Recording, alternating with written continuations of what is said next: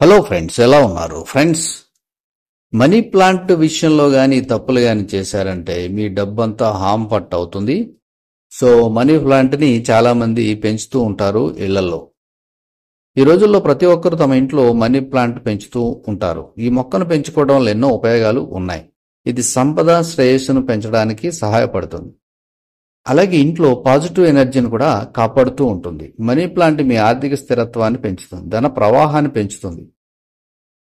దీని గురించి వాస్తు శాస్త్రంలో కూడా ప్రస్తావించారు. ఇలాంటి కారణాలతో చాలా మంది ఇళ్లలో మనీ ప్లాంట్ పెంచుతూ ఉంటారు. ఇంట్లో ఉండే ప్రతికూల శక్తులను తరచుగా ప్రభావితం చేయకుండా మనీ ప్లాంట్ నిరోధిస్తుందని కూడా చెబుతూ ఉంటారు.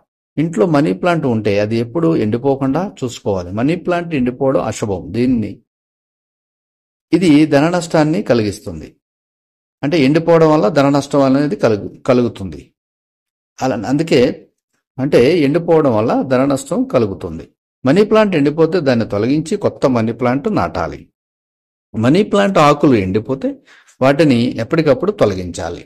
మనీ ప్లాంట్ని ఇంటి బయట ఎప్పుడు నాటకూడదు. టెర్రస్ లేదా బాల్కనీలో నాటవచ్చు, కానీ మనీ ప్లాంట్ మెయిన్ డోర్ బయట ఉండకూడదు.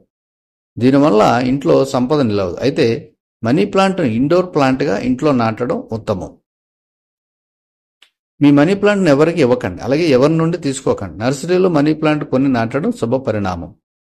ఈ మనీ ప్లాంట్ తీగ కింద పడిపోకుండా చూసుకోవాలి. నేలపై పడి ఉంటే ఆ ఇంట్లో పేదరికానికి దారితీస్తుంది.